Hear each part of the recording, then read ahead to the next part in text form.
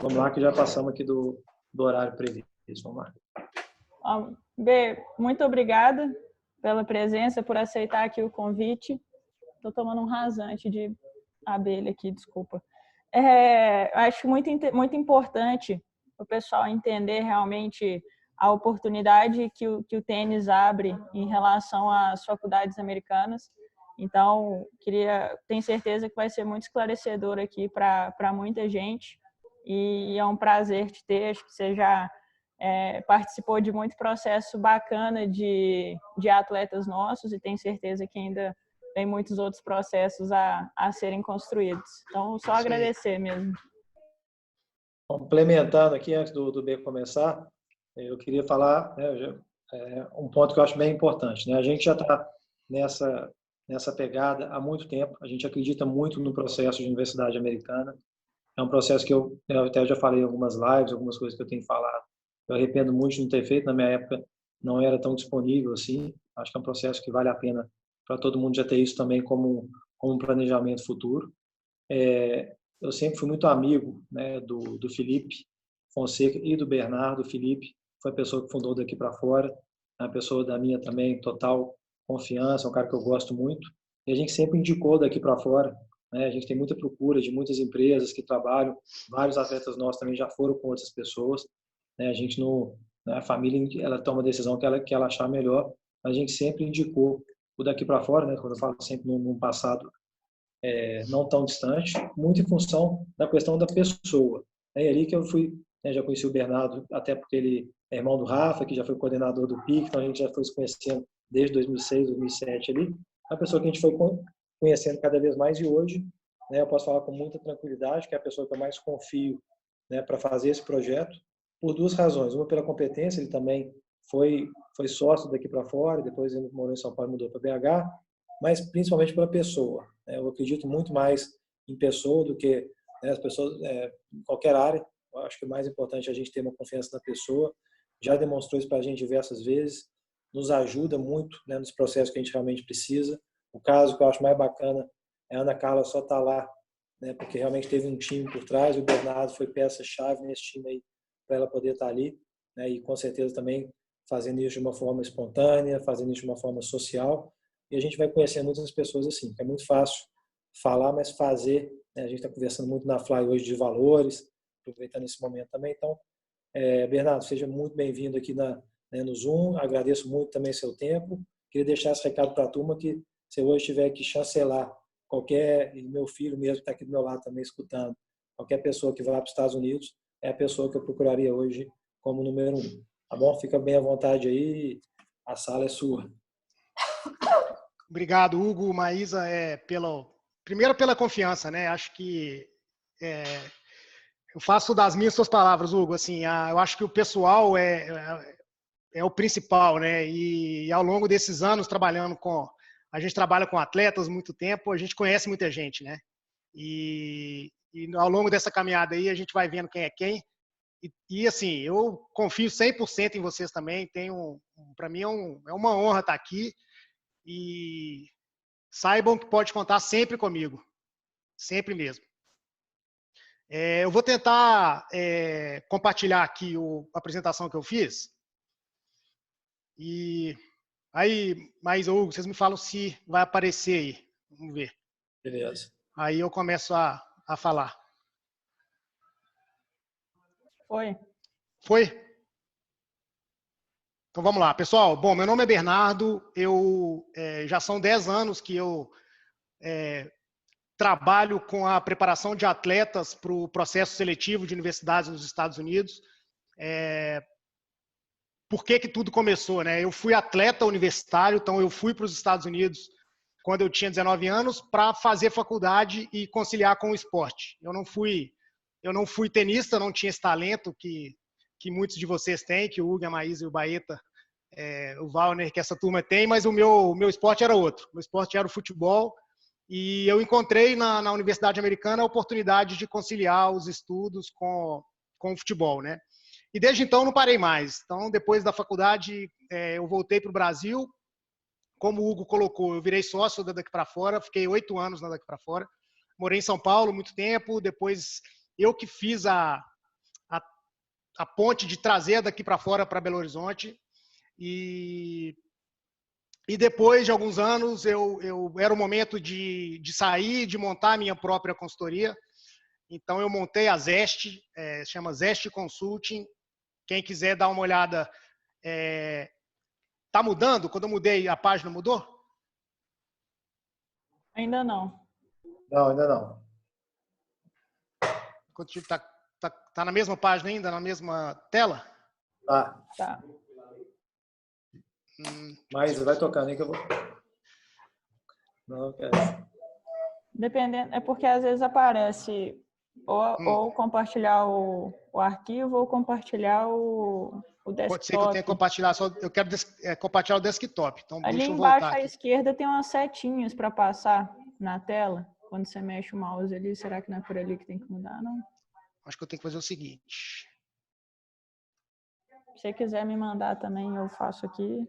Olha agora se vai mudar. Acho que agora vai mudar. Ó, mudou? Foi. Foi. Então, a gente tem um perfil no Instagram, fazer um merchan aqui, mas Zest_BR. Então, tem muita informação sobre universidades nos Estados Unidos. A gente não fala só de tênis, até porque a Zest trabalha também com outros esportes e também com estudantes que não necessariamente são atletas, mas que querem fazer faculdade fora. Então, tem muita informação legal. Tem um post de algumas semanas atrás do João Pedro, não sei se vocês estão vendo aí. E aí fala um pouquinho da universidade que o João está, um pouquinho de como é que foi o processo com ele. Então, quem quiser, o nosso Instagram é aberto, só entrar lá enfim, pode mandar mensagem para a gente, pode fazer o que quiser. Então, a Maísa me convidou para poder falar um pouquinho sobre esse processo de preparação para o tênis universitário, como funciona, quais são os principais passos e, obviamente, para tirar dúvidas aí de quem tiver. Eu imagino, a gente acabou que não conversou, né, mas imagino que tem atletas de todas as idades aqui, né? Então, eu vou tentar falar bem no geral, tanto para os atletas que são mais novos e também para os atletas que talvez já estão no final do ensino médio ou no final da jornada escolar deles, né? Bom, para poder criar a empresa, me falaram que a gente tinha que criar uma missão para a empresa. E aí eu demorei tipo 2 minutos para fazer a missão, porque para mim era muito claro o que a gente queria construir. Eu sempre fui apaixonado por esporte e depois que eu voltei dos Estados Unidos, eu fiquei apaixonado pelo modelo o modelo de conciliar a educação com o esporte nas universidades nos Estados Unidos. Então, para mim, virou o meu propósito de vida desde que eu voltei para o Brasil, que era realmente poder proporcionar isso para mais atletas. E desde quando eu pisei no Brasil na minha volta dos Estados Unidos, esse tem sido o meu propósito de vida. E aí vamos falar do college de tênis. O college de tênis, a expressão que é usado, né, pelas universidades americanas, que é o tênis universitário, é a possibilidade que o atleta tem de continuar jogando tênis enquanto estuda numa universidade nos Estados Unidos. E eu posso falar como ex-atleta universitário que é uma experiência que te faz crescer, te faz evoluir, tanto como atleta, tanto quanto estudante na parte acadêmica e principalmente como pessoa. A gente aprende muito sobre valores e eu sei do tanto que a Fly, que o Hugo, a Maísa, o Baeta batem na tecla, né, da formação do caráter, na formação dos valores que o esporte ensina, né? E eu posso garantir que o college de tênis, fazer o tênis universitário, ele vai muito além do que simplesmente jogar tênis e estudar. É uma formação, passa por uma formação, uma experiência pessoal muito forte também, muito recompensadora. Sem falar, obviamente, na garantia do diploma universitário e de uma preparação para o mercado de trabalho. Cada vez mais eu tenho percebido que a importância de se preparar para o mercado de trabalho, porque o mercado está cada vez mais nebuloso, né? A gente não sabe como que vai ser o futuro do mercado de trabalho nos próximos 5, 10 anos. Na verdade, a gente não sabe como é que vai ser daqui a 1 ano, né? Com tudo que está acontecendo. E cada vez está mais claro para mim da importância de estar bem preparado, independente da profissão que você for escolher. Se você for para a área de exatas, se você for para a área de saúde, se você vai para a área de humanas, o importante é você estar bem preparado. E eu não tenho a menor dúvida de que fazer uma boa universidade nos Estados Unidos te prepara para esse mercado que a gente não sabe como vai ser, mas vai te preparar de alguma forma, você vai estar bem preparado, vai te dar as ferramentas, vai te dar os skills que você precisa para encarar esse mercado que a gente não sabe como vai ser, né? Falando um pouquinho mais de mercado de trabalho, eu sei que eu estou aqui para falar de tênis hoje, mas eu estudo muito sobre o futuro do mercado de trabalho e uma coisa é certa, tem muitas profissões que existem hoje e não vão existir no futuro, e muitas profissões que não existem hoje e vão ser criadas nos próximos anos. Então, se vocês estão pensando hoje, os pais que estão me ouvindo, né, se os filhos de vocês hoje estão pensando em que tipo de profissional eles querem ser no futuro, talvez seja impossível prever hoje o que seu filho vai ter de opção de trabalho nos próximos 5, 10 anos. Então, qual que é a solução para isso, né? Se a gente não sabe quais serão as profissões do futuro? É se preparar para tudo. Você tem que ser um profissional completo, você tem que ser bom em tudo. E as universidades nos Estados Unidos te ajudam a preparar para isso. E eu queria deixar nesse primeiro slide também uma informação que muita gente me pergunta, que é sobre, e se eu quiser ser tenista profissional, né? O tênis universitário, ele deixa as portas abertas para quem ainda sonha em ser tenista profissional, tá? Ele não é escolher fazer tênis na universidade nos Estados Unidos, não quer dizer que você está optando a não jogar tênis mais profissionalmente, tá? Inclusive, é uma ponte, é uma possibilidade para quem ainda sonha em ser tenista profissional. Pode falar, Hugo. Só um ponto que eu acho importante do que você falou aí, que eu acho que é bem legal principalmente para os atletas entenderem, Tá. Até porque a gente também vai muito em faculdades ali, entende muito o que é essa linha, que você acabou de falar das profissões, que eu acho bem significativo, é que tudo vem de lá, né? Isso. Então, você pegar assim, das profissões que você falou, beleza, eu acredito 100% nisso também. Então, essas inovações todas, você pegar essa turma hoje, principalmente das principais universidades, eles já estão muito nessa linha das profissões que vão vir no futuro. Então, é lógico que hoje o mundo está muito globalizado, a coisa chega muito mais fácil. Mas você estudar, né, numa faculdade americana hoje, que já está nessa linha de pensamento, já tem esse leque de oportunidades, tem muito mais sentido do que esperar 5, 10 anos ao Brasil estar apto, né, de repente, ter uma profissão dessa já organizada com a faculdade, os professores já aptos a fazer todo esse currículo. Então, eles já estão fazendo isso, né? Acho que isso é bem legal de colocar. Eu tive uma experiência há pouco tempo em Stanford e fui em Harvard com a Maísa. A gente já vê lá um movimento muito grande nessa linha, que aqui a gente sabe que até a coisa chegar aqui organizada vai demorar bastante. Era só para complementar e para puxar um pouco a sardinha para os Estados Unidos ali. É isso aí. Tem uma frase que eu falo muito, Hugo, que as universidades americanas, elas são a fonte da inovação, né? E isso é muito claro. Tudo começa lá, tudo é criado lá. Então, assim, faz muito sentido a gente falar em se preparar para o futuro em uma universidade nos Estados Unidos. É onde tudo começa mesmo. E, obviamente, assim, tudo começa lá. Vai chegar no Brasil eventualmente, mas a fonte é lá, né? E a gente não sabe quando que as coisas vão chegar aqui. Quando a gente fala de esporte universitário, não só o tênis, mas qualquer esporte universitário, a gente tem que falar das ligas universitárias. E isso, quando a gente fala da liga universitária, a gente entende o conceito das ligas, isso explica muita coisa para a gente e responde muita pergunta sobre que nível de tênis se joga nos Estados Unidos, quais são as possibilidades de bolsa, para que tipo de universidade você consegue ir. Quando você entende esse conceito das ligas, começa a ficar um pouquinho mais claro, tá? O que são as ligas universitárias?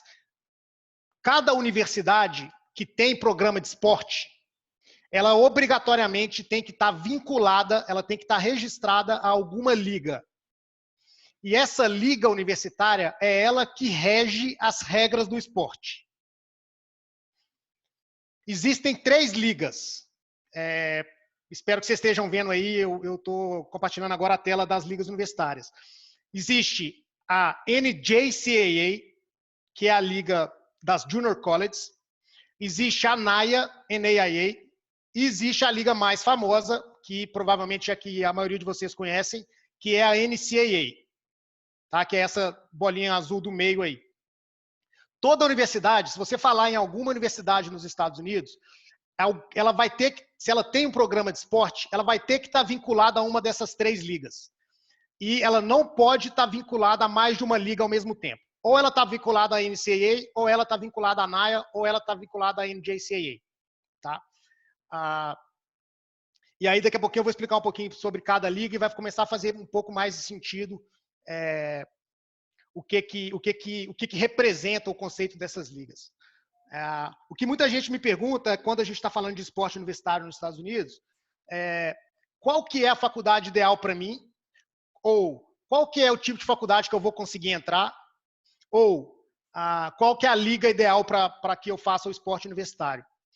Para responder isso, você tem que se perguntar primeiro, e aí você pode perguntar para você mesmo como atleta, você pode trocar uma ideia com seus pais, você pode trocar uma ideia com seus técnicos, você tem que responder essas 3 perguntas. Primeiro, qual que é meu nível de tênis atual e o meu nível de tênis projetado, ou seja, até que nível de tênis eu vou, dependendo do tanto que eu vou me dedicar ao tênis, que eu vou possivelmente conseguir jogar. Segundo, e muito importante, qual que é o meu objetivo com o tênis? O que eu quero do tênis? Eu quero... eu jogo tênis para quê e por quê? Isso faz uma diferença grande. Segundo, a gente está falando em college tennis, ou seja, a gente está falando de universidade e esporte. A gente está falando de estudar e de jogar tênis. Então, as aspirações acadêmicas também são muito importantes. O que cada um de vocês pensa em termos de aonde vocês querem chegar em termos acadêmicos, tá? E que nível de universidade vocês querem estudar. E por último, e não menos importante, é saber quanto que vocês podem, quanto que a família pode ou pretende investir nos estudos e no tênis numa universidade americana. Tá? Porque tudo isso também vai fazer a diferença na hora de selecionar qual universidade e qual liga você vai jogar. Maísa, Hugo, acho que eu vou mandando bala aqui, no final eu abro para a pergunta, pode ser? Claro, tá ótimo. Beleza.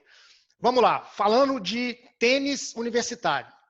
Se a gente dividir, se a gente pegar as 3 ligas, a NCAA, a NAIA e a NJCAA, são mais de 1.100 times femininos e mais de 900 times femininos, divididos em 5 divisões.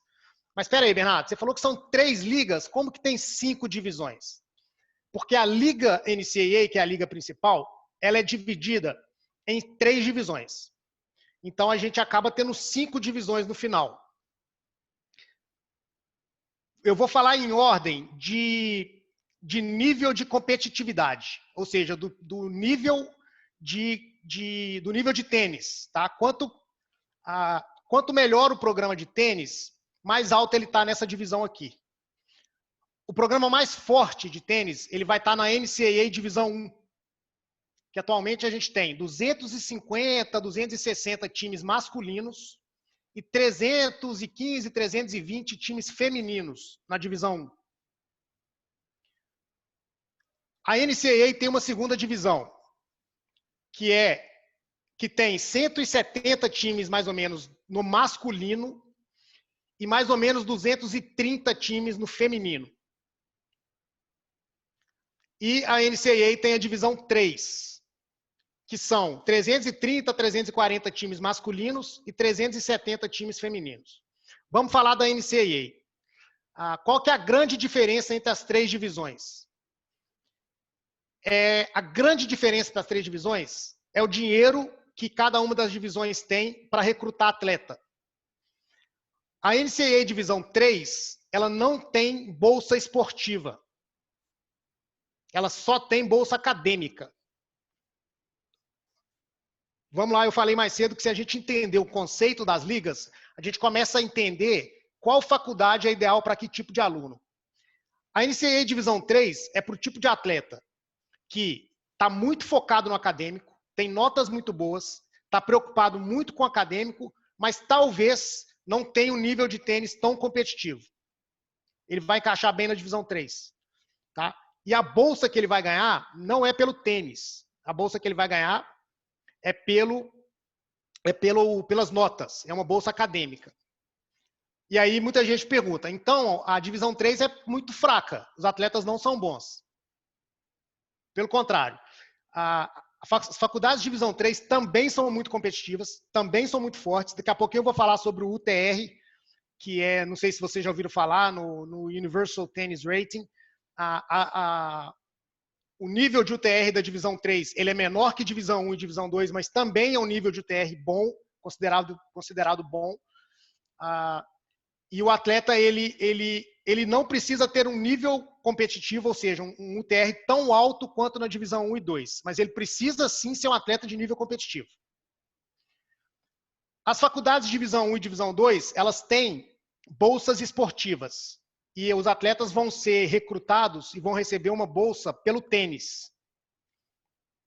Só que também é importante ter boas notas para entrar nas faculdades de divisão 1 e divisão 2.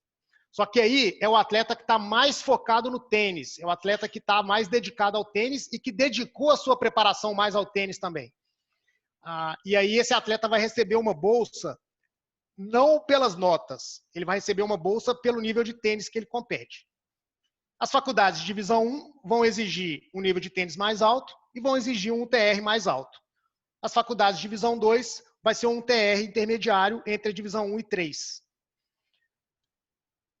Independente da divisão que você vai, seja 1, 2 ou 3, você vai precisar de boas notas e você vai precisar de bom tênis. Só que dependendo da divisão, você vai ter um foco maior numa coisa ou outra. Faz sentido? Eu sei que vocês não vão poder falar, faço só com a cabeça, assim, só para falar que está fazendo sentido. Então, as faculdades de divisão 1, ele tem um foco maior no esporte do que as faculdades de divisão 3. Mas não quer dizer que a 3 não tem um foco no esporte, é só um pouco mais.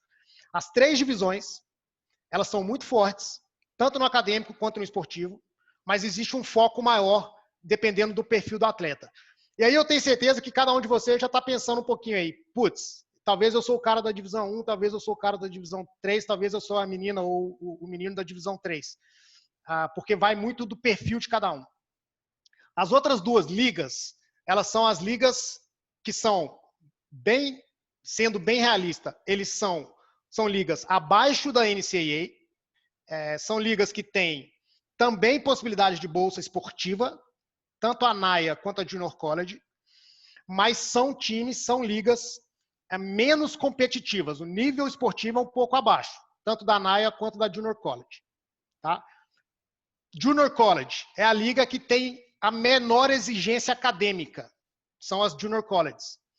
Então, acaba que para alguns atletas que não se preparam tão bem na parte acadêmica, acaba que a liga da Junior College é a única opção para esse tenista, para esse atleta.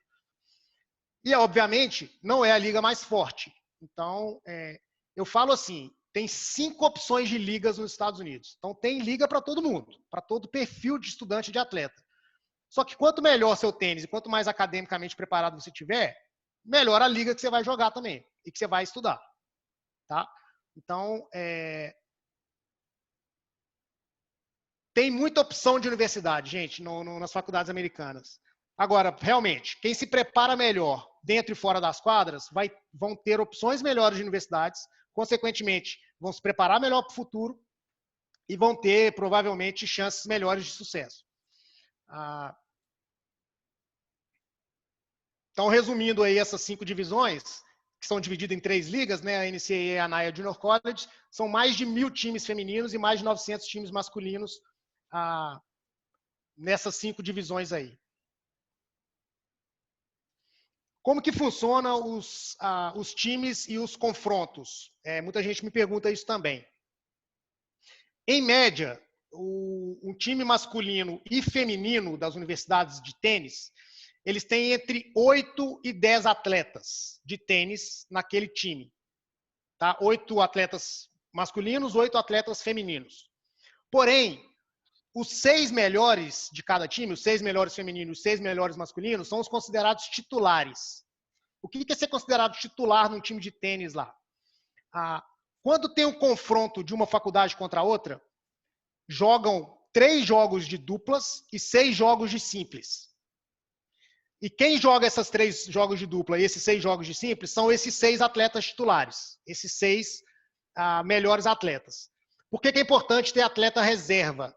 Já que ele não joga é porque ele é reserva. Porque se tiver alguma lesão, o atleta reserva ele vai ganhar a posição, ou até se esse atleta reserva começar a treinar melhor do que o atleta titular, ele vai ganhar a posição. E o atleta titular vai perder e vai parar de jogar. Normalmente, quanto os técnicos eles ranqueiam os atletas dentro do time. Então tem o atleta número 1, tem o atleta número 2, o atleta número 3, o número 4, 5 e 6. Aí são 6 titulares. Quando tem um confronto de uma universidade contra a outra, o atleta que é número 1 da faculdade dele, ele vai jogar contra o atleta número 1 da outra faculdade. O atleta número 2 da faculdade vai jogar contra o 2 da outra. Tá? Então a tendência é que os jogos sejam bem competitivos. Bernardo, existe a possibilidade do técnico botar um atleta não tão forte para ser o número 1 do time, só para ser uma estratégia para tentar ganhar alguns jogos? Pode. Tem alguns treinadores que acham isso um pouco antiético, aí eu não vou entrar nesse mérito, mas tem treinadores que fazem isso, que não colocam, às vezes, o melhor atleta do time como número 1, para que ele já perca o primeiro jogo, porque ele vai jogar contra um do outro time, mas em compensação ele vai ter mais chance de ganhar os outros confrontos. E quem ganha o confronto, quando joga, por exemplo, a faculdade A contra a faculdade B, quem ganha o confronto é quem ganha mais jogos. Então, isso mostra pra gente que o college tênis é um esporte coletivo, não é um esporte individual. Muita gente fala, o tênis é um esporte individual.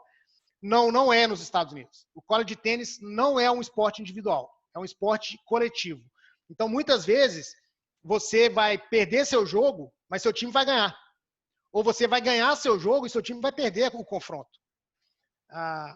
E aí, esse conceito do esporte coletivo, esse conceito de trabalhar em equipe, esse conceito de se doar para o outro, é muito forte nas faculdades americanas. E eu sei que a Fly, que o Hugo no PIC, na Fly, ele tem muito forte esse conceito também, né? Tenho certeza que eu nunca troquei essa ideia com o Baeta, com a Maísa e com o Valner, mas eu tenho certeza que vocês também compartilham disso, né? O tênis ele é um esporte individual só na hora que você começa a sacar e na hora que o jogo acaba, porque é um esporte de equipe, né? E é uma coisa que o college tênis ensina demais. Você enxergar o esporte como coletivo e você ter esse senso de coletividade, e a vida é coletiva, né? A gente está vivendo hoje um momento de que está todo mundo isolado e o tanto que faz falta de estar trabalhando em coletividade, né? De estar perto um do outro. Então, o college tênis ele tem isso muito forte. Isso é não só o college tênis, o esporte universitário, né? Eu joguei futebol e, sem dúvida nenhuma, foi um dos aprendizados que eu tive e que hoje é um valor muito forte que eu tenho para mim, que é esse valor do esporte como coletivo. Vou voltar um pouquinho aqui em cima. É uma pergunta que às vezes muita gente me fala sobre as bolsas, né? E para poder fazer uma relação sobre essa questão dos 6 titulares e do ranking que o técnico faz na faculdade, o atleta número 1, o atleta número 2, normalmente, quanto mais bem ranqueado dentro da sua universidade você for, maior vai ser a sua bolsa. Então, se você vai para uma faculdade e você é um atleta número 1 daquela faculdade, você vai ter mais bolsa. Esse é o conceito. É claro que na prática pode acontecer do técnico te colocar para jogar de 3, mesmo você sendo o melhor do time. Mas o conceito é, quanto melhor você tiver ranqueado no seu time, maior vai ser a sua bolsa. Em outras palavras, quanto maior o impacto que o tenista tem na equipe, vamos lá, vou repetir. Quanto maior o impacto que o tenista tem no time, maior a bolsa que ele vai receber. E o que acontece às vezes é um determinado atleta, deixa eu pegar o nome de um atleta qualquer aqui, só para eu dar um exemplo. Eduardo Benícios, foi o que apareceu aqui para mim. Digamos que na faculdade A, o Eduardo ele se encaixaria como atleta número 1. E na faculdade B, ele se encaixaria como atleta número 3. Em qual faculdade é melhor ele ir? Aquele vai ser número 1 ou que ele vai ser número 3? A resposta óbvia que muita gente pensa é, ele tem que ir para a faculdade que ele vai ser número 1, porque lá ele vai ganhar mais bolsa. Mas, por outro lado, se ele for atleta número 1, ele já vai ser o melhor do time. Então, ele não vai ter, talvez, um nível de competição interna. Isso, para alguns atletas, não é bom. Então, não necessariamente ser o número 1 do time é a melhor opção. Às vezes, você quer ser o número 3 do seu time, o número 4, porque você quer evoluir como atleta. Mas, em compensação, sua bolsa cai um pouco. Então, tem muito para se pensar, tem muito para se analisar na hora de escolher a faculdade que você vai e, obviamente, a bolsa que você vai receber. Eu gosto muito dessa foto, não sei se dá para perceber, é uma foto do time de Stanford feminino, quando eles ganharam o título nacional. E é muito claro que não foi uma menina que ganhou, né? Foi o time todo. E todo mundo está comemorando da mesma forma porque o time ganhou, né? E foi uma menina só que fez o ponto, uma menina só que fez o último jogo, mas todo mundo ganhou junto e, obviamente, o outro time que perdeu, todo mundo perde junto, né? Beleza. Anotem aí as dúvidas que vocês têm do que eu falei até agora, porque eu vou falar uma parte importante agora. Quais são os critérios de recrutamento das universidades americanas para os tenistas? Isso vale tanto para os tenistas que já estão numa fase final, né, já estão no primeiro, segundo e terceiro ano do ensino médio, até para os tenistas mais novos, que acredito que possam ter alguns aqui que sejam um pouco mais novos, e tem alguns pais aqui também. Para você ser recrutado numa universidade americana, você precisa de trabalhar 2 critérios. O critério acadêmico e o critério esportivo. Até porque você está indo ser um estudante atleta. Então, não adianta você se preparar só em um dos 2 critérios. Não adianta só se preparar no acadêmico e deixar o tênis de lado. Não adianta também só se preparar no tênis e deixar o acadêmico de lado. Quais são os 3 critérios acadêmicos? Mas acabei de pensar numa coisa aqui. Se quiser, depois eu até te mando essa apresentação e aí você pode compartilhar com a turma aí também. Perfeito, Mandar o pessoal o já tinha perguntado aqui se podia. Tá tranquilo. Quais são os 3 critérios acadêmicos? Vamos começar pelo acadêmico. O primeiro critério acadêmico é que a gente chama de GPA. Vocês não precisam decorar o nome de nada, é muito mais entender o conceito. GPA é a média de notas do ensino médio. Tá? As faculdades vão pegar as notas do terceiro, do segundo e do primeiro ano do ensino médio, vão fazer uma média. Quanto melhor a média desse atleta, melhor. Mais chances ele tem de entrar numa boa universidade. Tá? Então, uma boa notícia aí para os alunos que ainda estão ou começando o ensino médio ou ainda não entraram no ensino médio. Vocês têm tempo ainda para começar a se dedicar aos estudos e tirar as melhores notas possíveis. O projeto de estudar fora, ele é um projeto que exige preparação em sala de aula, sim. O projeto de jogar tênis universitário, ele exige preparação acadêmica, sim. E quanto melhor as notas do aluno na escola, maior a chance dele conseguir uma boa universidade americana para jogar. E eu cansei de ver atleta, não vou citar nomes, mas cansei de ver atletas que tinham um nível de tênis para estar em faculdades muito melhores que eles estão hoje. E não estão por causa de nota. O que é frustrante, né? Porque o atleta poderia estar hoje se preparando muito melhor, jogando um nível de tênis muito melhor, numa universidade academicamente muito melhor. E por causa de notas e por uma não preparação acadêmica, acaba não conseguindo ou não indo para essas faculdades tão boas. Além da média de notas, tem 2 provas para fazer. Tá? Quando que essas provas são feitas? Essas provas são feitas só no terceiro ano do ensino médio. Então não precisa preocupar em fazer as provas no primeiro ano ou no segundo ano do ensino médio. Só feita no terceiro. Uma das provas é o TOEFL, que é uma prova de proficiência em inglês. E a outra prova é o SAT, que é uma prova que tem uma sessão de matemática e uma sessão de inglês. Tá? Como que se prepara para essas provas? Tem muito material, tem muitos professores especializados, tem simulados para fazer. Então, o que não falta é como se preparar para as provas. Vai exigir uma dedicação do atleta. Quanto melhor ele... eu gosto de comparar o TOEFL e o SAT com fundamentos do tênis. Quanto mais você treina voleio, melhor ele fica. Quanto mais você treina saque, melhor ele fica. Quanto mais você treina seu backhand, melhor ele fica. O TOEFL e o SAT é a mesma coisa. Quanto mais você treina o TOEFL, mais chance você tem de bem na prova. Quanto mais você treina para o SAT, mais chance você tem de bem na prova. Então, tem muito a ver com o esporte aqui, né, a preparação acadêmica, porque quanto mais você se dedica, melhor você fica no esporte. Quanto mais você se dedica, melhor você tem chances também de tirar uma nota legal no TOEFL, no SAT e também de ter boas notas na escola. Deixa eu molhar a palavra aqui. Estou falando muito rápido, mas ou tá dando para ir? Não, tá ótimo. Acho que só o GPA hoje, eles não olham o nível da escola, né, que os meninos estudam, é realmente só a média. Realmente só a média. São pouquíssimas as universidades, pouquíssimas, que avaliam pouquíssimas mesmo, assim, de contar nos dedos. Lembra que a gente falou que são mais de 1.000 universidades que têm o tênis feminino e mais de 900 que têm o tênis masculino?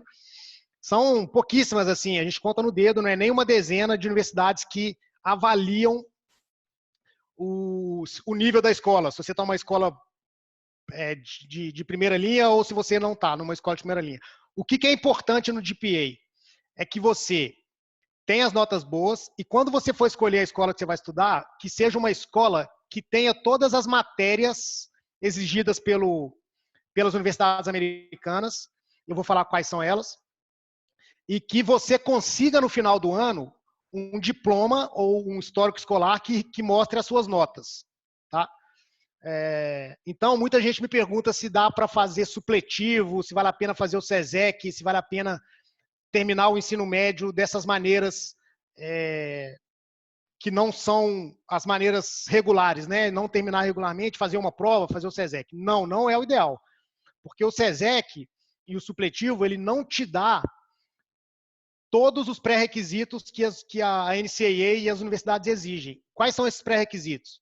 São as matérias gerais, português, inglês e matemática, biologia, química, física, história e geografia.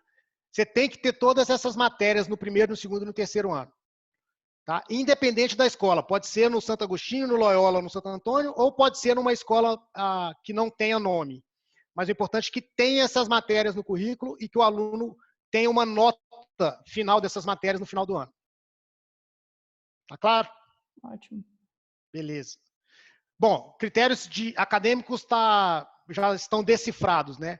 E os critérios esportivos, né? Como que eu faço para ser avaliado pelo meu nível de tênis pelas universidades? Até para eu saber que nível de faculdade eu posso jogar ou que nível de bolsa eu posso ganhar.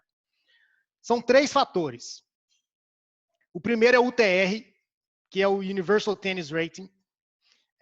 Tá escrito errado aqui embaixo. Então, só pensa no UTR aí. O segundo é um vídeo com highlight dos atletas. O vídeo precisa ser gravado em quadra rápida. O atleta vai fazer um vídeo para ser avaliado pelas universidades.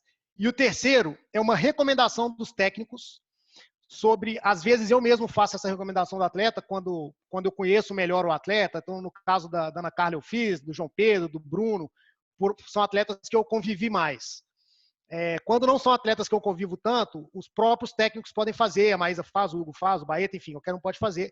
E essa recomendação, ela é uma recomendação de personalidade, comportamento e capacidade mental de jogo. Porque os técnicos vão ver o nível técnico do atleta no vídeo e no UTR. O que não dá para ver no vídeo e no UTR? Se o cara treme na hora de um tie break, se o cara quebra a raquete na hora que perde um ponto, se o cara manda o técnico para aquele lugar, se o técnico manda ele fazer alguma coisa. Isso não dá para ver no vídeo e isso não dá para ver no UTR, né? Só que são informações importantes para os técnicos. Então, a gente precisa recomendar se o atleta ele é um cara que... se ele é um cara que ele é treinável, se ele é um cara de grupo, se ele é um cara que tem capacidade mental nas horas difíceis nos jogos, né? Que isso decide muito o jogo. Então, essa recomendação é importante. Vamos falar dos dois de cima, né? Do UTR e do vídeo. Mas você quer ver primeiro o UTR ou o vídeo? Deixa você escolher. Pode ir no vídeo que aí acaba com o UTR, que eu acho que tem mais força aí no critério. Eu vou mostrar um vídeo aqui da Ana Carla que a gente fez em 2018. Tá aparecendo? Tá. Esse é um Participação vídeo. especial do Alex. O Alex aí, ó. Deixa eu botar a Ana Carla aqui na frente, porque ela que é a... Esse é um vídeo bom para vocês verem. É um vídeo em quadra rápida, que tem que ser em quadra rápida. E é um vídeo que dura aqui, ó, aproximadamente 13, 14 minutos. Essa é a duração ideal de um vídeo, no máximo 15 minutos. E precisa mostrar todos os golpes do atleta, né?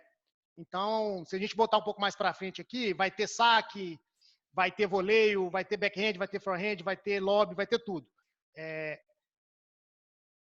O vídeo é muito bom para mostrar para os treinadores o seu nível de jogo, né? E os treinadores estão muito acostumados a receber vídeo. Então, precisa ser um vídeo muito bem feito. É importante que você jogue com alguém que seja do seu nível, para que, se você joga com alguém que é muito abaixo do seu nível, isso te atrapalha, porque a bola não anda. Se você joga com alguém que é muito acima do seu nível, a bola não anda também, porque você não consegue... a bola fica muito pesada para você devolver ela. Então, é importante que seja alguém do seu nível. Então, assim, eu não sei se você, nem sei se a Maísa tinha acesso a esse vídeo. Se você quiser, eu te passo. Primeiro, para você poder matar a saudade da Ana Carla. E segundo, para você poder apresentar para a galera aí depois. Quem quiser ter um vídeo como... Se vocês quiserem ter um vídeo como exemplo aí, mas pode usar esse. Ela tá batendo com um homem, né? Ela tá batendo com o Alex, que você falou, né? Alex. Não é o ideal a mulher bater com o homem. Mas... devido às nossas necessidades ali naquela época, a gente teve que fazer com o homem, né? O ideal é menina bater com menino, menina com menina e homem com homem. Mas, se precisar fazer igual foi feito com a Ana Carla, lógico que vai fazer do jeito que tiver que fazer, né? Já deu para dar uma ideia boa de como é que é o vídeo? Tá ótimo. Eu fico querendo ver, que eu fico com saudade dela também. Tem saudade da Eu Ana Carla. tava lá esse dia, a gente gravando, tem todas as regrinhas, né? Tem um roteiro, a gente tem um roteiro. Com tantas trocas, tantos saques certos, seguidos. Enfim, tem um roteirozinho certinho. Tem um roteirozinho. Bom, pessoal, o que é o UTR? Vamos lá, como funciona? Porque aqui eu vou mostrar para vocês o UTR. O UTR é um sistema global que classifica os atletas de tênis. Tá? É uma escala que vai de 0 a 16 pontos. Ou 16 e pouquinho, dependendo do nível do cara. Tem uns ETs aí que tem acima de 16. É um algoritmo que o TR usa. Então, assim, existe toda uma inteligência por trás que talvez vocês já ouviram falar na Oracle, né? A Oracle é que criou esse algoritmo do UTR. E ele utiliza as 30 últimas partidas disputadas nos últimos 12 meses. Tá? Então, na verdade, é o que vem primeiro. Então, se você nos últimos 12 meses jogou 10 partidas, eles vão olhar só 10 partidas. Se você nos últimos 12 meses disputou 40 partidas, eles vão olhar as últimas 30. Fez sentido? Então, se é no máximo 30, eles não podem olhar mais do que 30 jogos. Eles olham no máximo 30. E se nos últimos 12 meses não deu 30, eles também olham. Mas para o UTR ser considerado aceito, ou um TR considerado verídico, você tem que ter jogado pelo menos uns 8 a 10 jogos. Porque menos jogos nos últimos 12 meses, se você jogar 4 jogos nos últimos 12 meses, eles podem até botar seu TR lá. Só que eles vão deixar muito claro, vai ter um asterisco lá grandão falando que não é um TR confiável. Porque é muito pouco jogo para avaliar o seu TR. E os técnicos das faculdades não querem atletas com um TR não confiável, né? Eles querem atletas com TR confiável. Então é importante que vocês joguem bastante jogos aí. Eu vou falar um pouquinho mais sobre isso daqui a pouco. Então, um TR confiável, tá até escrito aqui, é pelo menos 8 jogos nos últimos 12 meses. O algoritmo do TR, é até legal a gente falar um pouquinho do algoritmo do TR, mas até para a gente nunca conversou disso, depois se você quiser a gente troca uma ideia, porque ele considera o resultado do jogo, ou seja, se o atleta perdeu ou ganhou, mas ele considera também o peso do adversário. Por incrível que pareça, é melhor você perder de 6-4, 6-4 para um cara de um TR grande do que você ganhar de 6-0, 6-0 de um cara com um TR baixo. Bater na cara, eu estava até vendo os stories que vocês postaram aí essa semana, da galera que tomou 6-0, 6-0, que meteu 6-0, 6-0. Tem lá uma passada Grão Willy, que depois eu quero saber o que é isso, que eu nunca ouvi falar. Enfim. Não necessariamente você ganhar 6-0, 6-0 todos os seus jogos vai te dar um TR alto. Se você estiver jogando contra adversários mais fracos, isso não vai deixar seu TR subir. E tem muita gente que não ganha os seus jogos, mas tem um TR interessante. Por quê? Porque joga com atletas com um TR muito alto. E isso é bom. E perde de pouco, né? Ou vai para nega, ou perde de sei lá, 6-4, 6-4, 7-5, 7-5. Então, é importante você jogar jogos com atletas do seu nível ou até de um nível acima do seu, para realmente mostrar para os técnicos realmente qual que é o nível do seu TR. Tá? Então não adianta querer fazer jogos fáceis, porque não é isso que vai te levar a ter um TR mais alto. Tá? Uma coisa que me pergunta, quais são os torneios que eu preciso jogar aqui no Brasil para aparecer no TR, né? Os principais torneios são os brasileiros, ITF, COSATS, esses são os torneios principais que vão aparecer no TR. O atleta é possível ele mesmo registrar os resultados de alguns torneios menos expressivos que ele joga, mas conta muito pouco, vai mudar muito pouco no seu TR. Os jogos expressivos mesmo, que são mais confiáveis, são os jogos principais. Você estar disputando o brasileiro, tentar jogar jogos do melhor nível possível. Tá? Esse aqui é o site do TR. Ó. Tá aparecendo? A figura aí, ó. Roger Federer. O TR ele vai só até 16. O Federer tem o TR de 16.02. Vamos pegar um atleta, o Bruno Oliveira. Tá dando para aparecer quando eu pesquiso? Tá. A gente bota o Brunão. O Bruno tem... Vocês conseguem ver o TR dele? Aqui do lado direito, aqui no alto, ó. Talvez se vocês tirarem aí os videozinhos, vocês conseguem ver. Dá para ver, Marisa? Você consegue ver o TR dele, não? Dá, tá 12. 12. É um TR muito bom. O TR masculino de 12 é muito bom. O feminino, eles exigem um TR um pouco mais baixo. Então, um atleta com o TR 9 ou um TR 10 no feminino, já é um TR bem interessante. No masculino, o TR 11 para cima já são os TRs, obviamente, que as melhores faculdades estão buscando. Só que tem de tudo. Tem faculdades que estão buscando atletas masculinos de TR 8, TR 9.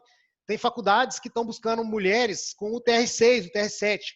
Então, vai depender do seu nível de tênis e o nível daquela faculdade. Então, o importante é você tentar ser o melhor atleta possível, jogar o seu TR o mais alto possível, e aí buscar as opções de universidades que adequem ao seu nível de tênis. Não precisa todo mundo ser o TR 12, os homens, e nem toda mulher ser o TR 10. Não é todo mundo que vai ter esse nível de TR, nem precisa. A única coisa que eu falo é, tenta ser o seu melhor. Seja a sua melhor versão de tenista. Se a sua melhor versão for o TR 8, legal, tem opção de faculdade. Se a sua melhor opção for o TR 9, legal, tem opção de faculdade. Obviamente, quanto melhor o seu vídeo e quanto melhor o seu TR... Bernardo, e se eu não tiver o TR? Se eu não jogar torneio e não tiver o TR? Não é o cenário ideal, mas existem ainda as faculdades que recrutam atletas só com vídeo. Só que para você conseguir uma boa bolsa, uma boa faculdade sem o TR, seu vídeo tem que ser muito bom. Ou seja, você tem que estar jogando muito bem tênis. Porque por mais que você não tenha TR, você vai lá e mostra para o técnico, no seu vídeo, que você está descendo o cacete na bolinha. Mesmo sem ter o TR. O TR, ele ilustra, ele é um ótimo indicador, ele é uma classificação que mostra para os treinadores. Tem muito treinador hoje que já recruta atleta sem vídeo, baseado no TR. O ideal, qual que é o cenário ideal? É ter um bom vídeo e um bom TR. Aí tá bonito, na fita. Aí você vai conseguir realmente ser um atleta que vai ter boas opções de bolsa, vai ter boas opções de universidade. E no caso, e eu aí, acho que, desculpa te interromper, B, pode falar. eu acho que o menino que não tiver a oportunidade de jogar tantos torneios, não tiver um UTR muito correto, eu acho que a parte de treinadores, a parte de alguém que conheça o treinador da universidade para dar o aval sobre o atleta, eu acho que é importante em relação a isso, né? Faz muita diferença. Então, assim, eu tenho muitos anos que eu trabalho com atletas, né, com tenistas. Já teve treinador que me ligou, falou: Bernardo, eu não preciso do vídeo e nem preciso do UTR. Eu preciso só do seu aval. Não preocupe em fazer o vídeo do atleta e nem preocupe em fazer ele viajar e jogar torneio. Eu preciso que você me fale qual que é o nível dele, como é que ele é dentro de quadra, como é que ele é fora de quadra também. E o Hugo está construindo muito isso, né? Mas ele está fazendo uma rede de relacionamento muito forte, né? Com tenistas, com técnicos de universidades. E isso é muito valioso, o que o Hugo está fazendo. Ele está construindo ali algumas relações muito interessantes com alguns treinadores. E os caras, assim, coloca você, mas você como técnica de tênis, né? Você é só você como técnica se colocar no lugar dos treinadores lá, né? Então, se o Hugo te liga daqui 5 anos, aí você tá lá numa faculdade americana, você é head coach da faculdade lá. Você não tem a menor dúvida de que o Hugo é um cara super confiável, que ele conhece muito de tênis, que ele vai te indicar um atleta. Você não vai precisar de ver o vídeo. Se o Hugo falar que o atleta é daquele jeito, é desse jeito, a bola dele é desse jeito. Então faz muita diferença o relacionamento. Agora, como existem muitos treinadores por aí, muitas faculdades, a gente não tem esse relacionamento com todas. Então, se você tem um bom vídeo e um bom TR, o alcance é maior. A gente consegue chegar em mais faculdades. Faz sentido? Claro, perfeito. Eu perdi aqui. Tá aqui. Eu já mostrei o TR, né? Vou passar para a galera perguntar agora. Bom, minhas dicas. Quanto mais cedo começar a se preparar, melhor. Tanto na parte acadêmica, quanto na parte do tênis. E quanto na parte mental, né? De começar também a se organizar e planejar e pensar o que você quer. Tire boas notas na escola. Tire boas notas na escola. Tire boas notas na escola. Não deu pau, não. Eu estou repetindo mesmo, porque é muito importante. Estude inglês. Treine muito. Jogue todos os torneios que os seus... O último eu vou juntar, que é jogue os torneios e escute seus treinadores. Para poder fazer um planejamento de torneio, eu acho que não tem ninguém melhor do que a própria comissão técnica para fazer isso. Então, é sentar com o jogador, o jogador e a família sentar com a comissão técnica e traçar quais torneios vocês devem jogar, qual que é o nível de competição que você está pronto para jogar, se vale a pena ou não investir uma grana para jogar torneios fora. Ninguém mais do que vocês, técnicos, para poder orientar. E aí, se eu fosse falar alguma coisa para os pais que estiverem me ouvindo, confie nos seus técnicos.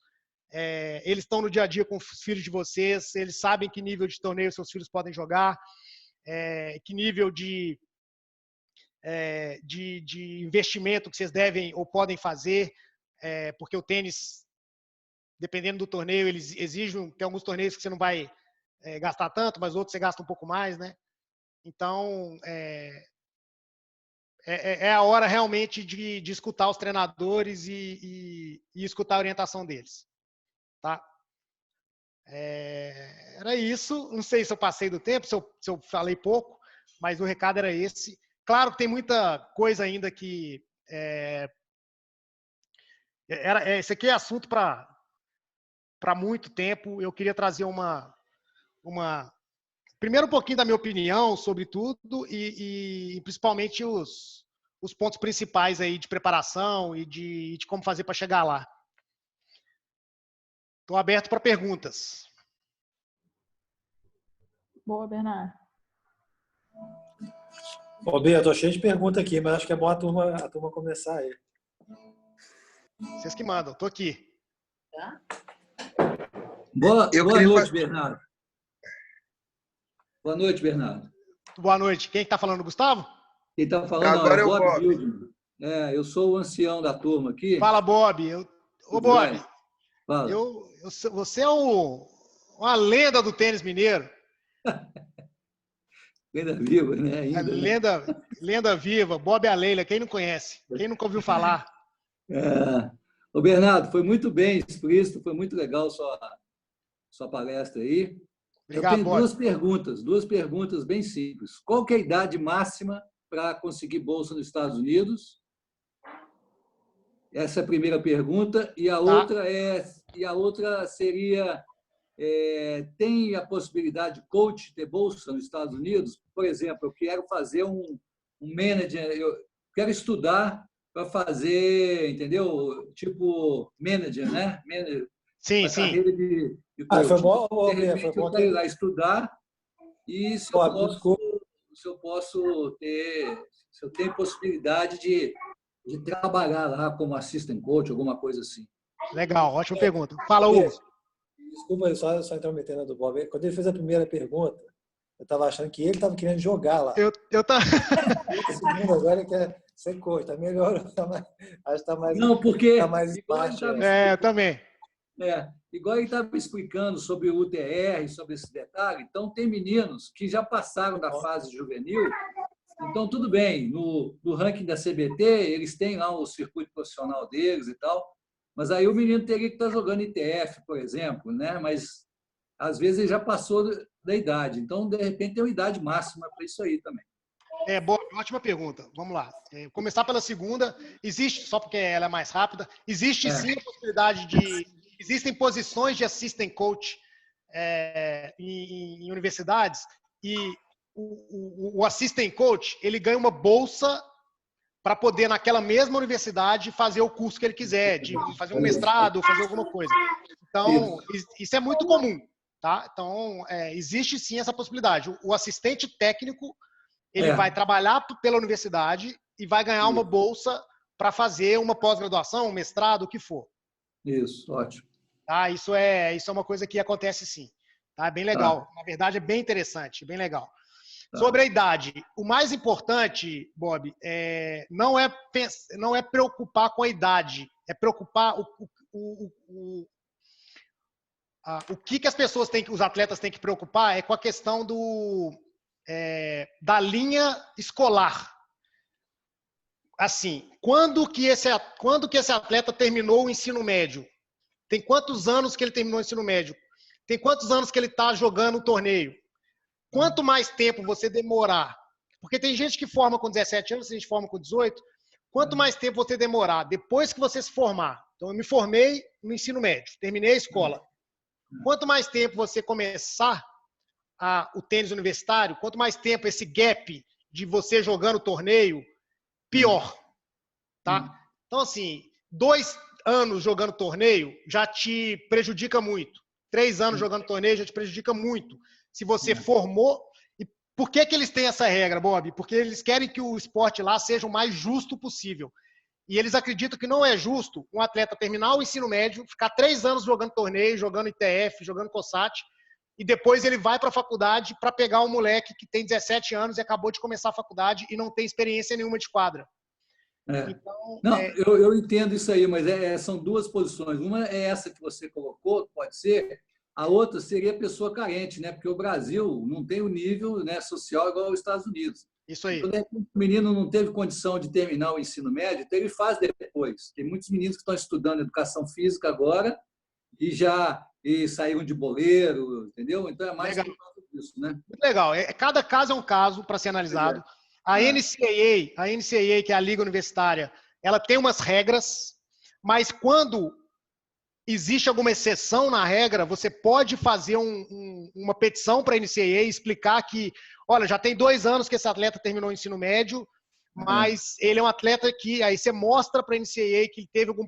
Assim, a própria Ana Carla, eu posso falar aqui, a própria Ana Carla, a gente teve que usar uma petição lá na NCAA para abrir uma exceção para ela poder estar jogando tênis universitário, e ela está jogando, mas por causa da exceção que a NCAA fez. Não, beleza. Então, eu não me preocuparia tanto com a questão de idade. Eu preocuparia com linha do tempo escolar. Quanto mais cedo, depois de terminar a escola, o atleta começar o tênis universitário, melhor. Tá? Okay. Quanto mais tarde ele começar, pior para ele. Tá bom. Obrigado, hein? Parabéns aí. Uma honra falar com você, viu, Bob? Ô Bernardo, tudo bem? Fala, Gustavo, tudo bem? Eu vi que você lançou a informação do UTR aí, né? Eu acredito, alguém pode me corrigir se eu estiver errado, que as informações para a galera do Infanto Juvenil atualmente são lançadas pela CBT. É um site, a partir de quando que, por exemplo, você inseriu o nome do Bruno lá e apareceu o UTR dele? A partir de onde que é inserida essa informação e a partir de quando é puxada em algum momento do site da CBT e depois... Eu já entendi sua pergunta, Gustavo, ótima pergunta. Desde o primeiro torneio que o atleta jogue, que ele jogue, ele precisa estar registrado na CBT. Se ele está registrado na CBT, ele já tem idade para aparecer no TR. E ele jogue torneios. Então, se ele jogar um torneio lá no PIC, que a Maísa vai ser a juíza, e ele vai ser campeão, ninguém vai ficar sabendo, um torneio que chama, sei lá, Bruno Baeta Tournament, torneio do Bruno Baeta. E aí... esse torneio, hein? Esse torneio é fera. O atleta não vai aparecer no UTR. Agora, se ele joga um campeonato brasileiro, se ele joga... ele já tem pontos. Se vocês quiserem, até uma experiência legal, vai lá no maiutr.com, vocês criam um perfil lá, é de graça, tem que criar um login e uma senha, porque senão você não consegue ver o UTR. E procura o nome do seu filho, procura o nome do... Provavelmente vai estar lá. Legal. Vai ter o nome dele lá. Gustavo, só para você ficar ciente, eu tô com o da Belinha aberto aqui. Só de ter um torneio da CBT, eles já lançam lá, se eu não me engano, da FMT também, tá? Entendi, obrigado. Respondi a sua pergunta, Gustavo? Foi mais que respondido, obrigado. Valeu. Obrigado pelo torneio, viu, Bernardo? Você viu, né, cara? Você tá com moral comigo, Baeta. Ô, Baeta, só aproveitando a pergunta aqui, não foi feito o PDI da Isabela ainda, não? Foi, eu tô abrindo aqui o PDI da Isabela foi feito. Eu tô abrindo aqui o UTR dela. Não, mas não foi feita a reunião com o Gustavo ainda, não. Foi sim, Foi. O Cris fez comigo e o Baeta já me mandou. Mas eles não te mostraram o UTR dela, não? Não, acho que o TR... Não tô lembrado, não, senhor. Quem fez a reunião com você? Não tô lembrado. Eu não fiz essa reunião, não. Eu só passei o PDI. Não, toca a ficha aí. Depois eu puxo a orelha da turma aqui. É porque o UTR hoje não é um sistema que no Brasil é usado para os torneios, né? Se você pegar o circuito juvenil nos Estados Unidos, por exemplo, enquanto a gente estava no ano, foi disputado um torneio que tinha o TR mínimo de 7. E aí qualquer pessoa, menina, menino, velho, qualquer pessoa que tivesse o TR acima de 7 poderia participar do torneio e valia lá $500, alguma coisa assim. Que é um formato completamente diferente do que a gente tem hoje na CBT ou FMT, que é realmente por idade, etc. Maísa? Oi, Hugo, tô esperando. Desculpa, não, pode falar. Desculpa. Aqui ficou mudo. Pode falar. Vocês ouviram, galera, ou cortou? Acho que foi o meu mesmo. Eu ouvi. Foi problema no meu aqui, para falar. Não, já acabei. É só questão de, nos Estados Unidos, terem torneios específicos de nível de UTR. E aqui no Brasil, não. Ser realmente a idade e gênero, né? Lá os meninos jogaram com meninas, tudo misturado. O formato, eles têm também o por idade, por gênero, mas tem essa mistura também que a gente achou bem positiva enquanto estava lá. Isso. Aí, mas só para complementar a sua resposta, mas assim, por exemplo, eu sei que alguns atletas jogaram o primeiro torneio, né, de UTR lá no que é passível de UTR lá nos Estados Unidos, né? Aí tem um torneio. Aí se você não joga mais torneio e tem um jogo que vai contar o seu UTR ele não fica confiável. Os técnicos vão olhar lá, peraí, a menina tem um TR7 ou um TR6, mas tudo baseado em um jogo que ela jogou. Então, eles chamam de UTR não confiável. Então, para o UTR ser confiável, tem que ter de 8 a 10 jogos nos últimos 12 meses. Isso é que a gente chama de UTR confiável. Nesse caso aqui foram os meninos, por exemplo, os que participaram, são meninos que fazem o circuito nacional e COSAT aqui da América do Sul direto, aí tinham esse UTR já consolidado acima de 7 e puderam participar. Os que tinham asterisco lá ou que não tinham UTR ainda, nem são aceitos no torneio. Foi diferente do que a gente vê aqui no Brasil, foi interessante. Bem interessante de ver mesmo.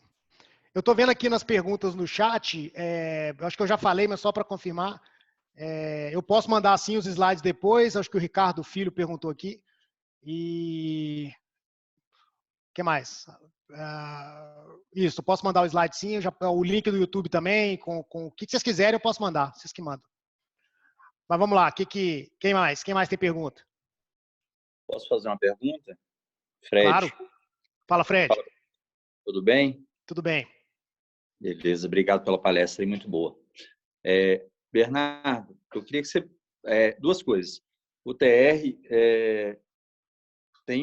existe uma maneira também de lançar pontuação no TR, que se eu tenho cadastro no MyUTR e meu adversário também, eu posso fazer um jogo amistoso com ele, nós dois lançamos um resultado e ele é válido. Então, até para fazer ranking interno, dá para subir a pontuação no TR.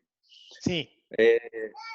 Mas eu queria fazer uma pergunta em relação à elegibilidade de atleta profissional. Queria, se você pudesse explicar um pouquinho para a turma, por exemplo, se um garoto ele faz opção em jogar tênis profissional e aí, vamos supor, ele começa a ganhar algum dinheiro com aquilo, ele ainda é elegível em ter uma bolsa universitária? E há um tempo atrás eu ouvi falar de uma situação que as universidades estavam criando, que era o atleta fazer o primeiro ano dele com a bolsa e depois a universidade, vamos supor, ela manteria durante algum período a bolsa para ele tentar jogar circuito e caso, vamos supor, não desse certo, ele voltaria para a universidade com aquela garantia de bolsa ainda. Ótima pergunta, Fred. Então, só para fazer um comentário sobre o jogo amistoso que você sugeriu aí, é possível fazer isso, mas não tem tanto peso quanto um jogo de UTR, de campeonatos que são confiáveis, né?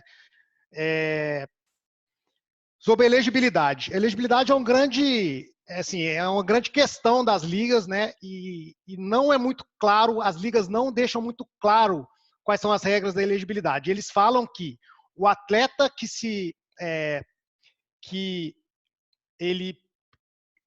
porque o esporte universitário, Fred, e todo mundo, o esporte universitário ele é um esporte considerado amador, tá?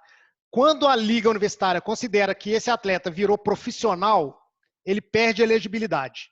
Só que cabe à liga avaliar se naquele torneio é um torneio considerado profissional ou não. Se dependendo do valor do prêmio ou do valor do dinheiro que esse atleta ganha, se ele é considerado profissional ou não. Dependendo do tipo de contrato que ele tem, por exemplo, com o patrocinador, ele pode ser considerado profissional ou não. Então, na verdade, assim, tudo muito... quanto menos contratos o atleta tiver, quanto menos torneios valendo dinheiro ele jogar, melhor.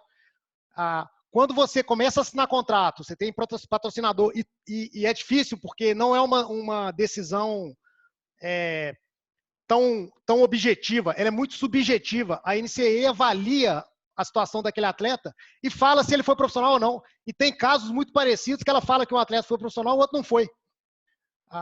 Então, o que eu sugiro para os atletas? Arrisquem o mínimo possível, porque você pode ser pego pela NCAA.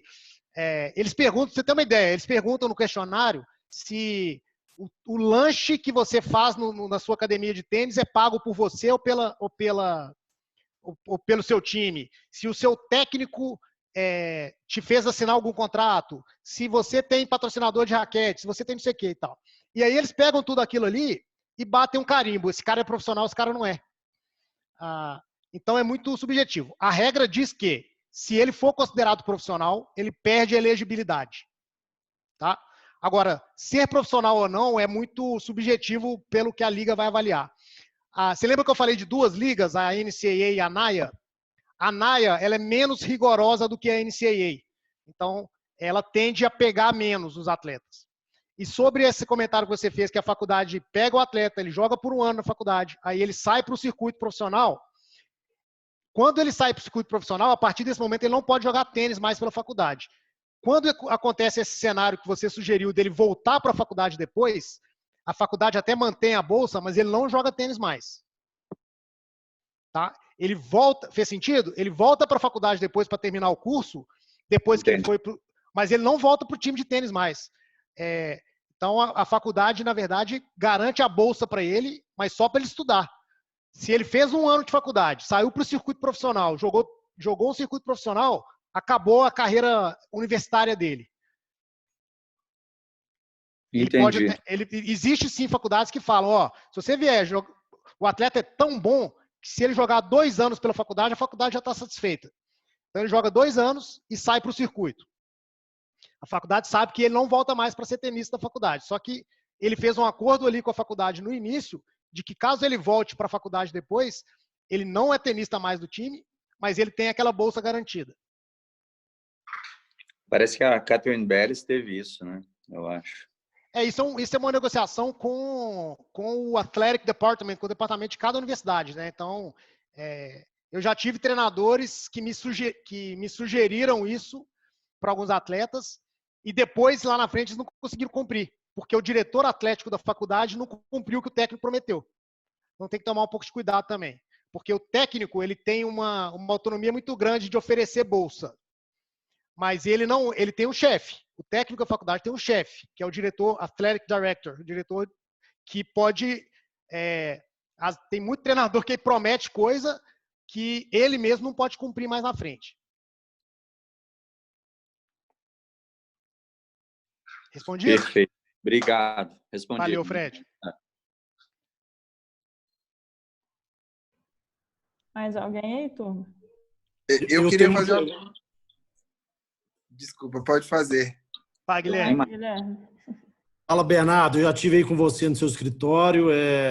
Você realmente é o fera aqui de Belo Horizonte, do Brasil. E queria só te agradecer aí por estar compartilhando seus conhecimentos, seu profissionalismo com todos nós, né? Obrigado, cara. Feliz de ouvir isso e me colocar à disposição aí de vocês. Isso. Eu vou fazer um rápido comentário sobre o TR que o Fred fez aí. A questão do TR de fato, quase uma fixação para o americano, né? Ele geralmente nas sextas-feiras, nos treinos, tem os match days e ali geralmente já vale o TR, dependendo. E ele deixa de julgar ou não com a adversária, porque esse adversário tem o TR maior ou menor. É uma loucura, mas assim, como você disse, eu quero até confirmar isso. Eu espero que a turma aqui se preocupe com o TR mais para o último ano, né? É a minha primeira pergunta, tirar um pouco essa fixação de UTR agora, julgar todos os torneios, isso aí, mas fixar e preocupar com o UTR mais para o último ano. Tá? Isso aí, perfeito. Concordo. Essa é a primeira pergunta. A segunda pergunta é a respeito do GPA, que você falou 3 ou 4 anos. A diferença é simplesmente cada universidade vai ter o seu critério de pegar os 3 ou os 4 anos, tá? E aí é uma preocupação pessoal aqui que eu tenho com minha filha, que já está faltando 3 anos para se formar, né? E ela está preocupada com o GPA dela. Tá. E minha última pergunta é a respeito do expectation date of graduation, que você me falou. Tá.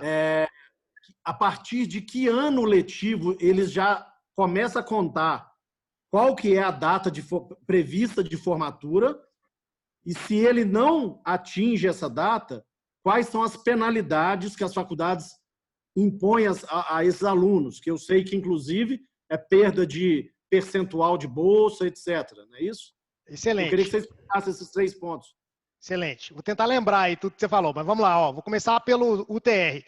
Como o UTR ele é baseado nos últimos 12 meses, não adianta nada um atleta agora pegar o UTR dele e jogar lá em cima e nos últimos 2 anos, no último ano de ensino médio, ele atrapalhar esse planejamento dele, começar a fazer jogos com atletas muito abaixo do nível dele, porque aí o TR dele vai cair e na hora H que você precisa do TR, que é na hora do recrutamento, o seu TR vai estar muito baixo. Né? Então, é melhor que ele tenha uma linha de acessão do UTR, ou seja, ele vai construindo esse UTR aos pouquinhos e que a reta final seja os últimos 12 meses, tá? Na hora do recrutamento. Sobre o GPA, cada universidade tem seu critério, Guilherme. Ou 3 ou 4 anos, assim, não é que a faculdade pode optar por calcular o GPA nos últimos 2 anos, não. Ou 3 ou 4, tá? O motivo é simples, o ensino médio no Brasil são 3 anos, o ensino médio nos Estados Unidos são 4. Então, tem faculdade que vai avaliar o GPA baseado nos 4 anos de high school nos Estados Unidos, e aí vão pegar os últimos 4 anos da escola no Brasil. Tem universidade que vai calcular o GPA baseado nos últimos 3 anos do ensino médio das escolas brasileiras. A NCAA, ela também calcula GPA, ela considera os últimos 4 anos. Tá? A NCAA também calcula GPA. E tem uma outra diferença entre uma universidade e outra para o cálculo de GPA, Guilherme, que é quais matérias eles vão avaliar. Tem, por exemplo, educação física. Ela entra no cálculo do GPA? Depende da universidade.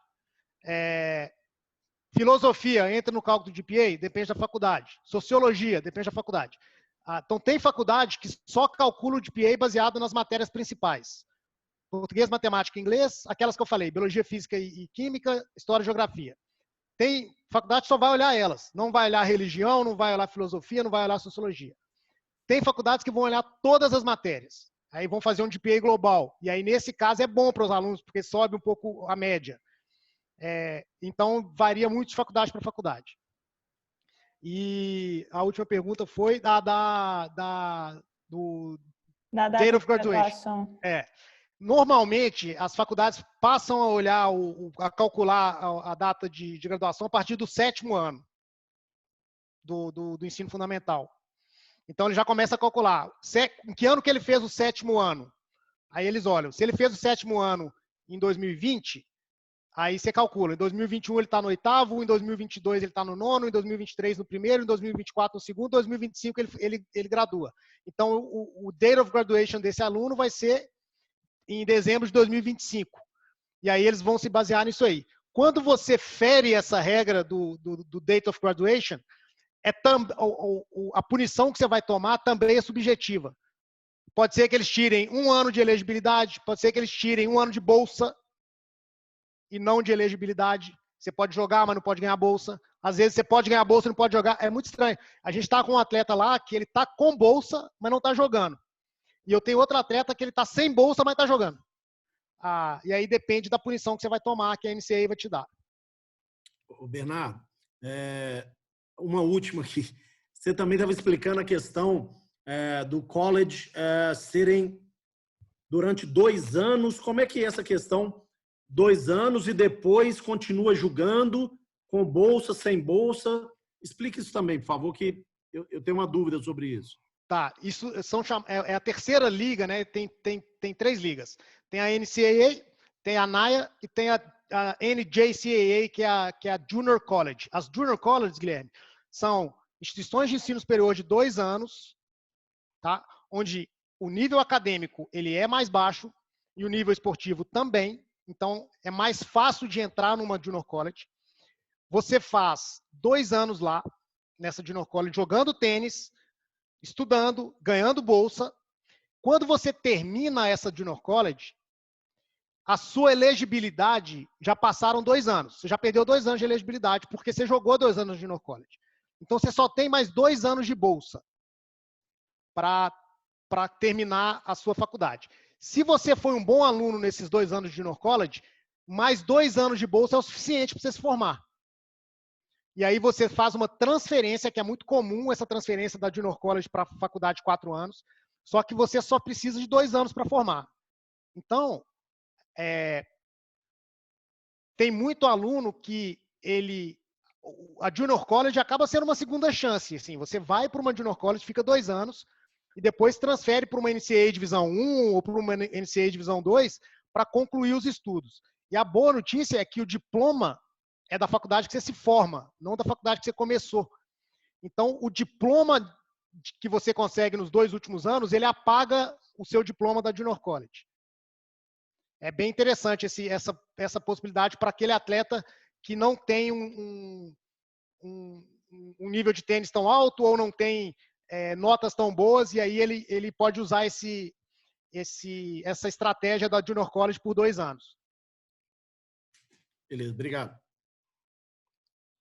Eu tenho uma pergunta, e aí, Bernardo, valeu pela explicação. Valeu, Matheus. O SAT que a gente faz, dependendo de para qual application eu quero fazer, ele tem um peso maior na área de exatas ou na área do reading e writing? Tem. Boa pergunta, Matheus. Mas eu não me preocuparia com isso agora. O primeiro motivo que você vai ter que fazer o SAT é por causa da NCAA. A NCAA exige o SAT também. E ela não olha se você foi melhor em writing ou se você foi melhor em matemática. Ela vai olhar a sua nota global. Tá? Beleza. As universidades, 90% delas, também vão olhar a sua nota global. E aí tem os 10% que vai avaliar a sua nota do SAT.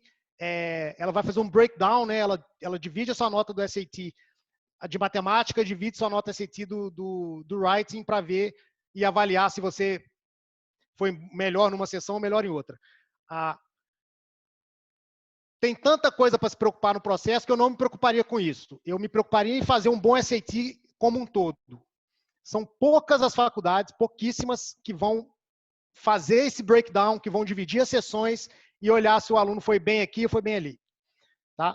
E a NCAA, que é a liga, não olha separadamente, ela olha a nota final, tá, do SAT. Entendi, obrigado. Heitor, tá querendo fazer pergunta? Oi, Maísa. Tudo bem, Renata? É, Renata. Estou aqui com o Heitor. Ele fez até um post aí. A gente queria saber um pouquinho mais dos percentuais de desconto, mais ou menos como é que funciona de bolsa, né? Na verdade. Boa, Renata. Tudo bem? Tudo. Bolsa... E você, Bernardo? Beleza. Bolsa é bom, né? Ainda mais com dólar, assim, a gente quer ganhar bolsa, né? Pois é. Entender um pouquinho. Renata, ó, a primeira coisa para entender o percentual de bolsa é saber quais são as modalidades de bolsa que existem. Tá? Existem duas modalidades de bolsa. A de mérito acadêmico e a de mérito esportivo. Ok? A de mérito acadêmico, ela é baseada no GPA, que são as notas da escola, e no SAT. Certo. E as de bolsas esportivas, o de mérito esportivo, é baseada no nível de tênis. Uhum. E aí eu vou responder da seguinte forma. O percentual de bolsa, ele varia de 0% a 100%. Então, dependendo do nível esportivo e do nível de notas, e essas bolsas, a bolsa acadêmica e a bolsa esportiva, essa é uma boa informação, elas podem ser combinadas, tá, Renata? Então, se um aluno... A maioria dos alunos que vocês ouvirem falar por aí que tem bolsa muito alta, se ele não for um atleta fora de série, porque os atletas fora de série, eles vão ganhar a bolsa completa simplesmente pelo esporte, porque eles são fora de série. Tá? Se o atleta não é fora de série, e ele tem uma bolsa alta, muito possivelmente ele tem uma combinação de bolsa acadêmica e bolsa esportiva. Ele ganha, aí eu vou falar assim, ele ganha 30% de bolsa esportiva, e 30% de bolsa acadêmica e tem uma bolsa de 60%. assim, existe todos os percentuais de bolsa que você imaginar. Então, desde aquela bolsa que a gente chama de Full Scholarship, que é uma bolsa que cobre todos os custos, desde alimentação, moradia, seguro-saúde, estudos, o custo com esporte, como existem bolsas que cobrem, sei lá, só os livros, sei lá, $1.000. E aí o aluno tem que pagar praticamente tudo. Quanto melhor o aluno estiver preparado, tanto academicamente quanto esportivamente, maior a possibilidade dessa bolsa ser alta. E eu dei um exemplo durante a palestra que também, assim, existe uma manobra também para você, se você precisar de mais bolsa, você tem que procurar um time de tênis onde o seu filho, no caso, o Heitor, por exemplo, vai ser o número 1 ou o número 2 do time. Porque nessas faculdades que ele vai ser o número 1 ou o número 2, ele vai ter mais chance de ganhar bolsa alta. Então, entendi. Por exemplo... Uma combinação aí. O UTR, por exemplo, é um ótimo balizador de bolsa. Então, por exemplo, você vai lá na faculdade X e você vê que o atleta número 1 da faculdade X, ele tem um UTR 9. Se você tem um UTR 10, você sabe que você vai ganhar bolsa alta naquela faculdade. Uhum. O número 1 tem 9, você tem 10.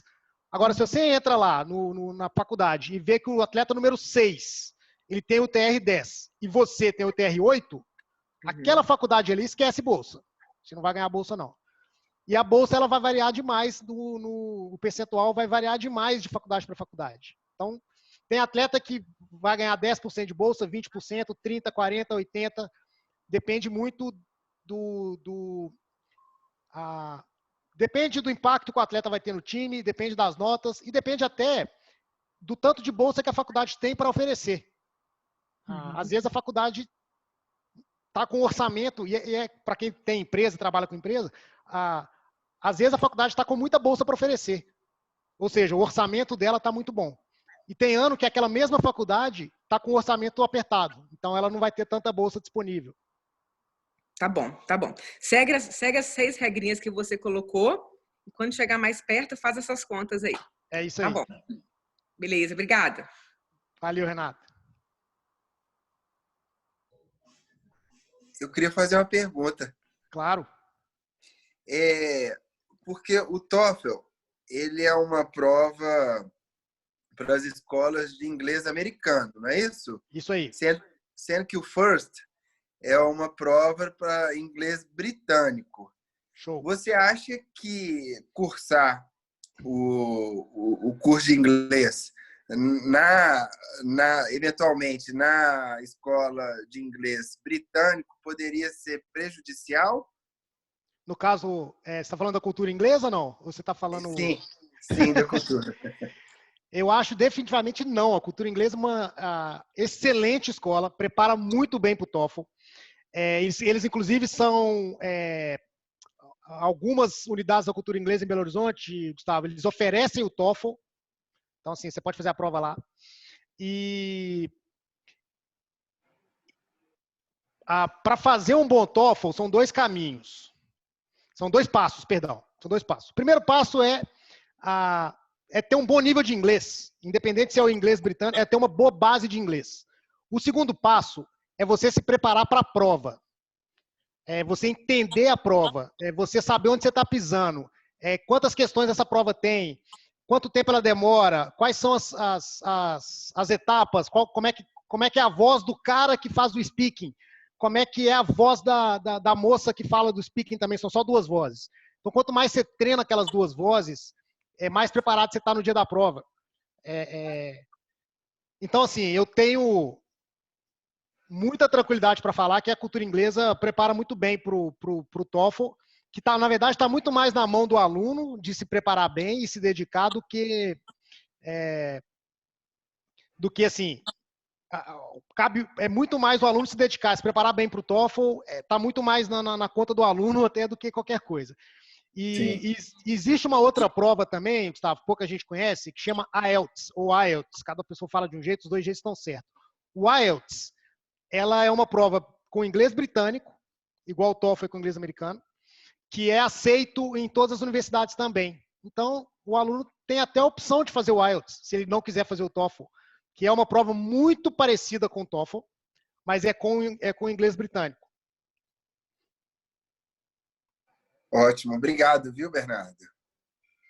O Ber, eu acho, não sei se tem, com certeza deve ter mais pergunta ali, mas eu estou vendo o tempo aqui, acho que já está de muito bom tamanho, né? Acho que se a turma, não estou querendo também ser indelicado com ninguém, mas acho que a gente já estourou aqui o tempo que a gente tinha previsto. Primeiro, eu quero te agradecer muito, né? Por todo, né? De novo, como acho que o Guilherme colocou muito bem ali, acho que é bem bacana.